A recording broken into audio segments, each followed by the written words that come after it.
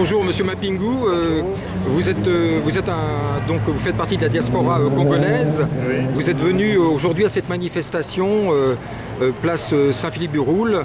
Oui. Voilà, quelle est votre motivation aujourd'hui? Ma motivation, c'est d'abord une indignation de comprendre que parmi les gens qui ont voté pour Emmanuel Macron, il y a eu beaucoup de Congolais.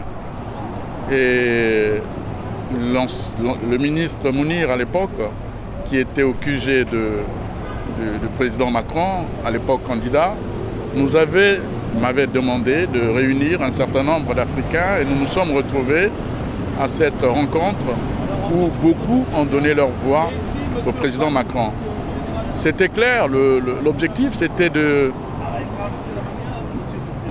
Pour nous, il y avait un nouveau leadership qui s'affirmait, un président jeune, brillant, et qui avait une certaine vision pour non seulement son pays, mais pour le monde, et notamment pour l'Afrique. Donc ça a été un projet qui a attiré beaucoup de jeunes Congolais.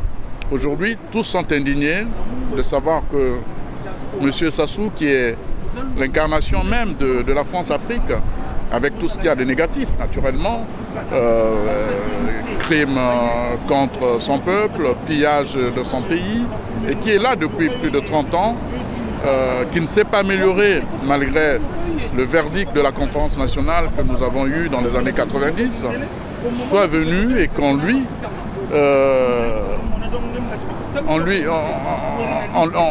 serve, mais vraiment on lui déblaye un tapis rouge. Alors, je sais que je suis sur la terre de Victor Hugo, je sais que je suis sur la terre de Shakespeare, je suis sur la terre des gens comme Voltaire et bien d'autres, des Montesquieu et autres.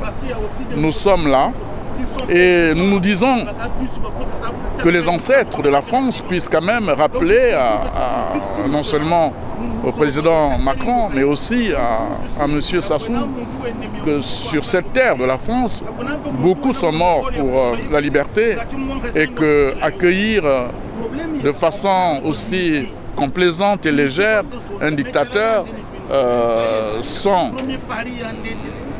autre forme de procédure, ça nous a surpris.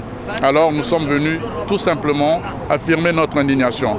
C'est aussi le moment pour nous de dire à nos compatriotes congolais que le pays qui est un pays formidable, le Congo-Brazzaville, aujourd'hui pris en otage par une famille, par un homme et qui fait de ce pays ce qu'il veut, il était plutôt important que les Congolais sachent que de Paris, à l'époque Brazzaville, capitale de la France libre, on a toujours pensé que tout pouvait partir de Paris aussi.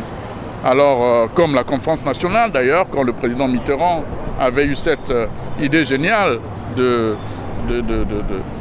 promouvoir la démocratisation, nous nous sommes dit, bon, peut-être que finalement, nous avons notre place sur cette terre de France où justement, on peut être mieux inspiré pour apporter des idées qui peuvent faire que notre pays avance.